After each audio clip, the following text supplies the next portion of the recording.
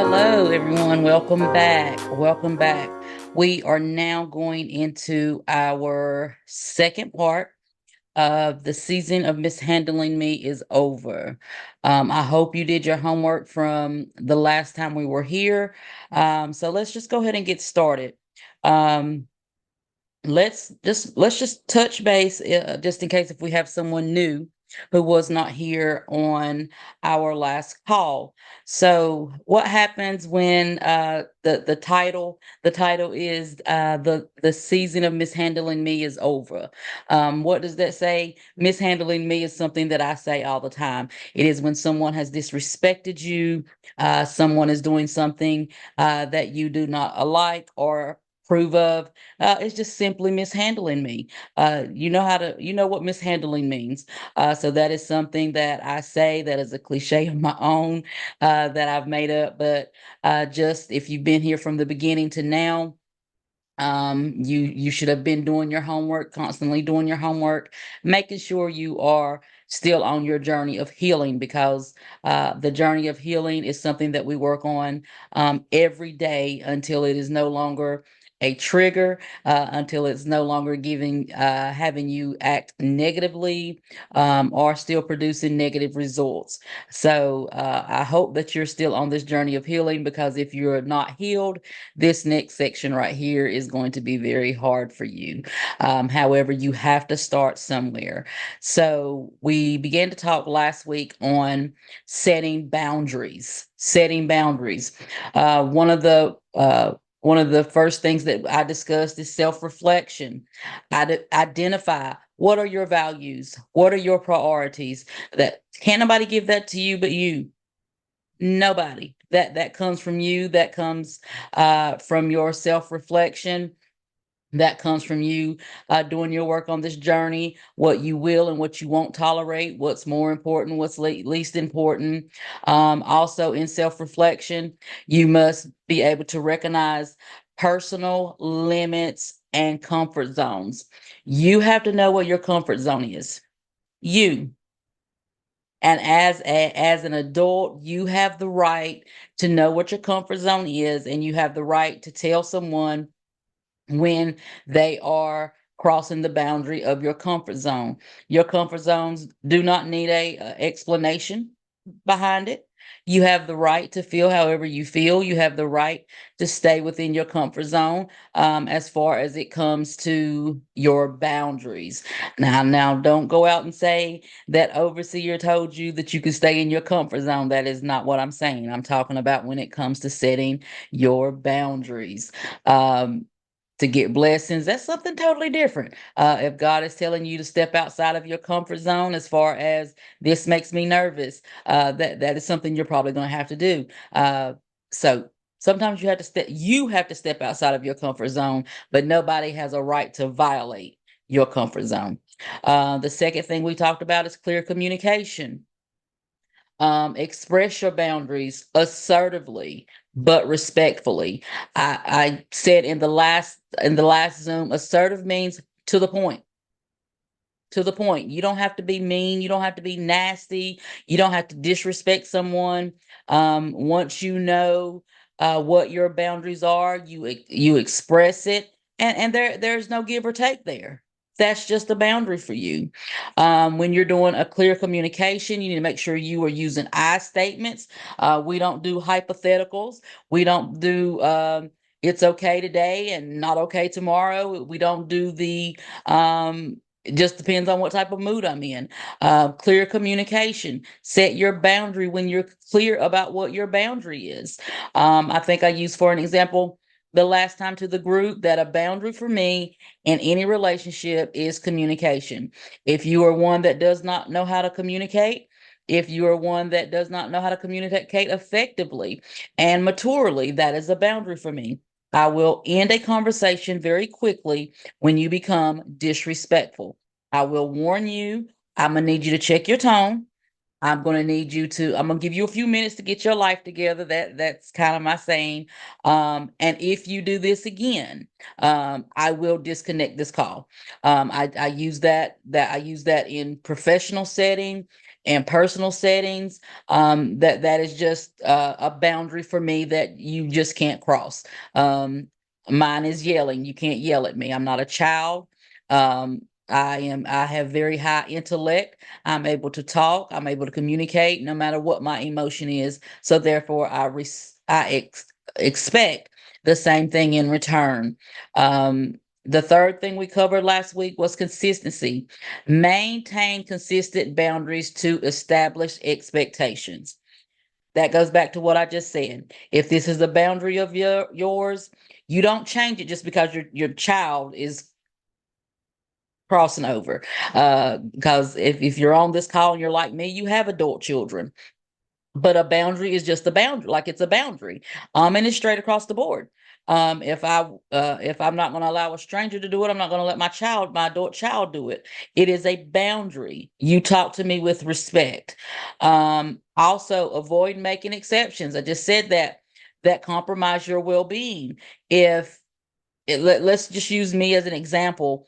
If a boundary of mine is yelling at me and I'm that way with everyone, and then I allow one of my adult sons to yell at me, trust me, they'll never do that, to yell at me, then that's not helping me with my well-being. I'm not going to bend my boundary just so because you're having a temper tantrum, and you get the option to yell at me because you're taking your frustrations out on me. No, sir. No, ma'am. You can't do that to me. That's a clear-cut boundary. Does that mean that people won't have bad days? Yes, they have bad days just like I have bad days. But even on my bad days, my boundaries are the same as when it's a good day. Now, y'all got that? You grasp that? What we're going to be covering tonight is, what do you do when someone continues to mishandle you? What do you do when someone continues to break the boundaries, your boundaries that you have set clear cut? Like there is no, you didn't leave room for gray area. This is my boundary, point blank, period. Okay. What do you do? There comes a time that you have to decide. I've talked all I'm gonna talk. I've communicated all I could communicate, and you continue to break this boundary with me. At that point, there comes a point in time where you just simply have to walk away. Yeah, grasp your pearls. You gotta walk away. You gotta walk away. I don't care if it's mama. I don't care if it's daddy, sister, brother, children. Listen, when it comes to a point when your grown children get so grown that they can break the boundaries that you have set for yourself, it's time for them to move out, b, stand on their own. Kind of what I tell my children is, um, you can't be grown and nasty. No, no, no, no, no, no. You can't be grown and need me. I have boundaries. There are boundaries, clear cut. There are certain things that, even though my adult children are grown, and yes, they still live in the house, they work, they pay bills. Understand that. There's a boundary. I'm not taking care of anybody that's grown. If you're grown, you work, you pay bills. If you're not working, I expect that you be in school somewhere and you're learning a trade so that you can eventually exit, right?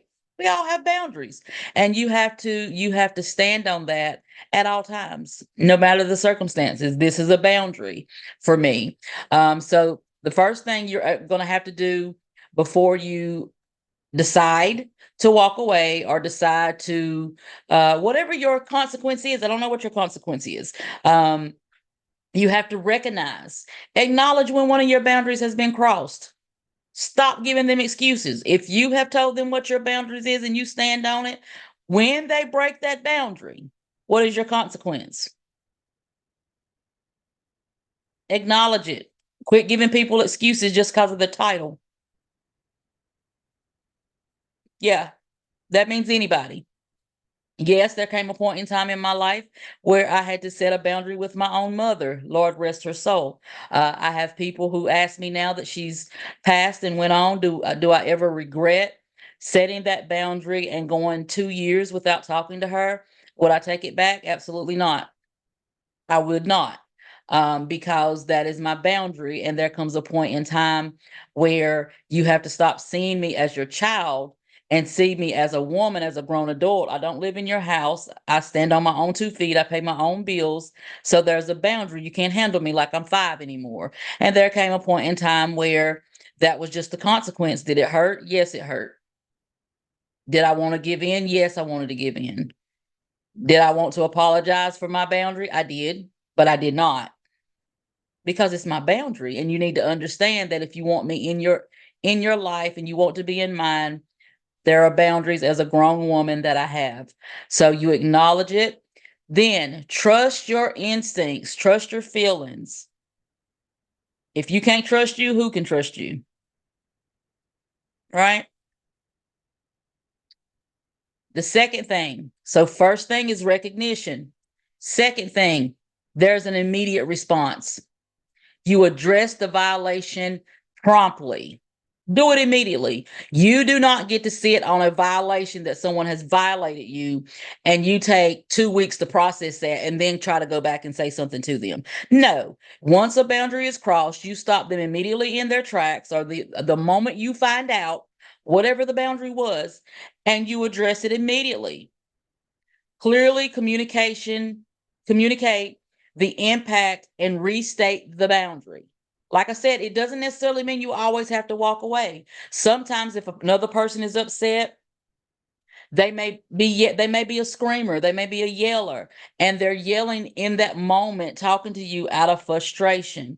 So you don't allow them to continue blowing up. You simply say, hey, hey, check your tone. Check your tone when you're talking to me. If you don't check your tone, then I'm going to walk away. Or if you don't check your tone, I'm going to whatever the consequence is, address it, restate the boundary. And then once they do it, you stand on whatever you said. Stand on it. I think I said last call, we're not going to sit around and get mad at people who keep punking you. If you say something, stand on it. Period. Stand on it. I mean what I said, and that's it. The third thing, and we'll go over these more in depth when we click back over into class. I hope y'all were taking notes. The third thing I need you to do is reevaluation. Address whether the boundary can be reinstated. Like I said, it doesn't have to mean goodbye forever. If it's just something that's temporary, then walk away temporarily. Just like when I'm at my job, okay, we're going to table this discussion, and when you get your whole life together, you come back and we'll talk about it, and we'll come to a resolution. But you standing here cursing at me, yelling at me, belittling me, that's not it. You're not going to get what you want that way. I'm willing to compromise on a solution for whatever the problem is, but I'm not compromising on my boundary. Then you need to consider the severity of the violation. Okay. I may say, listen, I might be a little mentally unstable. That's me telling you that. I am not strong enough to be a victim of physical abuse. You can't abuse me and me stay there, forgive you, and go back to it. No, no, no. You put your hands on me if my sons don't kill you first. No. No. There ain't no repeat. I forgive you. I love you, but I'm gonna love you from a distance. You can't put your hands on me. That's a boundary that I'm not bending on that. I'm not bending on that. And I'm not somebody that you can smack in the face and then I'm like, oh, let it be. Ain't that saved yet? I ain't that saved yet. And I got one son that are rah with you, and then I got one that's trying to calm down a little bit. But hey, we don't tolerate abuse over here. We're not doing it. So you have to know what violation and what the consequence is to you, right? Number 4, and we might not get to cover all this tonight. We may have to break it up. But number 4 is the consequence. You have to establish the consequence for repeated boundary violations. Why do you keep letting people disrespect you? Why do you keep allowing people to mishandle you? You can't do that and then expect them to have a level of respect for you. You just can't. Repeated offenses. Listen, even in the world, if you a felon, if you are three strikes, you out. That's even a law. So why don't you have a repeated offense? You lied to me once, okay? Now I'm kind of side eyeing you because I hate a liar. I'm just gonna say it. Can't stand them. Never understood when I was growing up. My mama said I hate a liar. If you lie, you'll cheat. If you cheat, you'll steal. If you steal, you'll kill. That is 100% accurate. I have no level of respect for a liar. I just don't. Number one, we're all grown on here. What are you afraid of that you have to lie? We grown. Mama can't beat you. Mama can't whoop you. Mama can't ground you. Like we whole live grown people out here on this call. So what you lying for? Yeah. So if you lie to me once, I'm gonna give you a side eye, and I'm probably gonna let you know. I know you're lying, right? You gonna stick to that story? Did you replay this story in your head? Did you say it out loud before you brought it to me? Those are kind of some of the things I think I say when someone lies to me. However, it doesn't mean I'll necessarily stop talking to you on your first lie to me.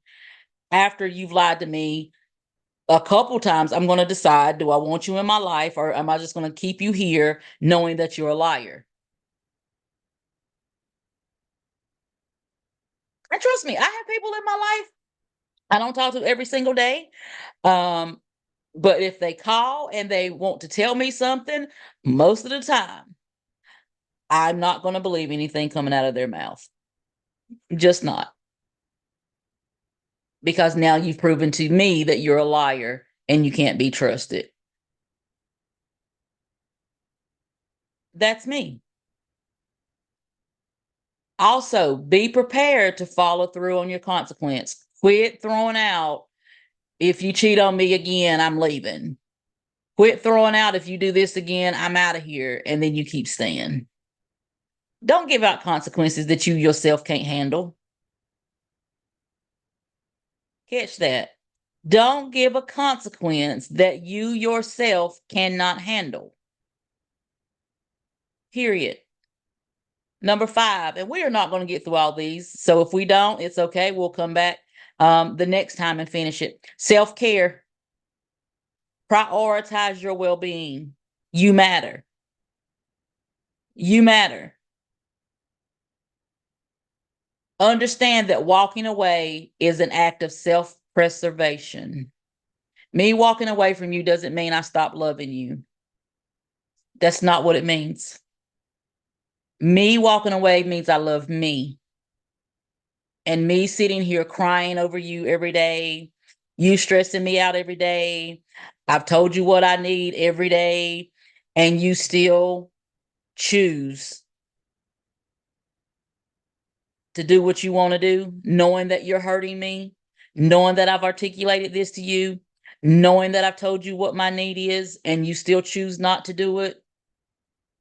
So guess what? I got to value me more than you value me.